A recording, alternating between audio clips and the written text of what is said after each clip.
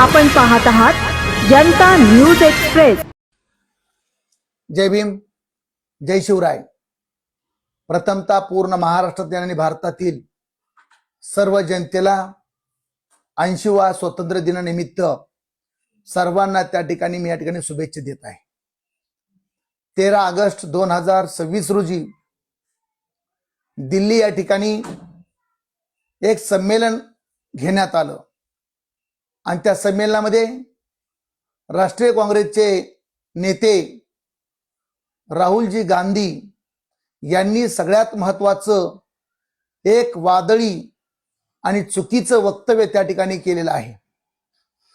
त्यांचं म्हणणं असं आहे की या ठिकाणी आरएसएस जर कुणी खत्म करण्याचं आणि संपवण्याचं जर कुणी नियोजन करीत असेल तर त्या ठिकाणी या भारतातून मी आरएसएस संपवून देणार नाहीये, मी त्यांना त्या ठिकाणी सहकार्य करीन। खरं तर आरएसएस आणि काँग्रेस याचं काय नातं आहे त्या भारतातील सर्व जनतेला माहिती आहे। महात्मा गांधी यांनी जी काँग्रेसची जी चळवळ उभा केली होती ती फक्त इंग्रजांना ह्या देशातून हुसकवून लावण्यासाठी आणि देश स्वतंत्र करण्यासाठी केली होती। परंतु इंग्रज गेल्यानंतर महात्मा गांधींनी सांगितलं की ही काँग्रेस बरखास्त करा। त्यावेळेस काही लोकांनी त्यांना विरोध केला आणि काँग्रेस पुढे चालवली। आपण सगळेजण पाहतात राहुल गांधीच्या या वक्तव्यामुळं काँग्रेसच्या पोटामध्ये आरएसएस जन्मलेले आहे हे सिद्ध झालेले आहे।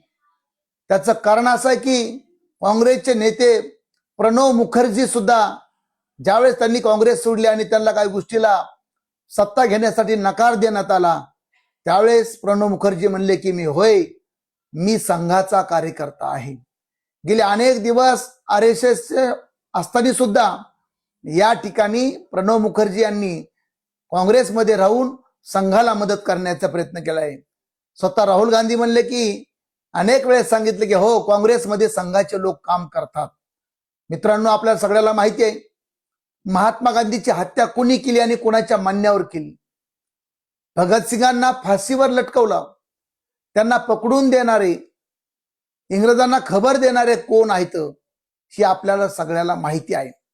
एवढं असताना सुद्धा स्वतःला पुरोगामी म्हणायचं आणि बीजेपीला त्या ठिकाणी प्रतिगामी म्हणायचं आणि सातत्याने इथल्या शाहू फुले आंबेडकरी विचाराच्या चळवळीला, इथल्या ओबीसी भटके आदिवासी अल्पसंख्याक समाजातल्या चळवळीला त्या ठिकाणी दाबण्याचं काम बीजेपीच्या मान्यवर काँग्रेसने आतापर्यंत केलेलं आहे।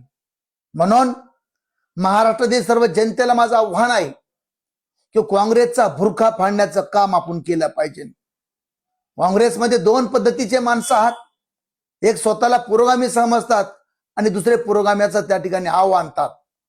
या ठिकाणी महाराष्ट्रामध्ये इथल्या बहुजन चळवळीचं जे वजवाटवळ केलेलं आहे, इथला दलित आदिवासी भटकमुक्त समाजाला सत्तेपासून वंचित ठेवण्याचं काम या ठिकाणी इथल्या संघ परिवाराने काँग्रेसच्या माध्यमातून केलेलं आहे।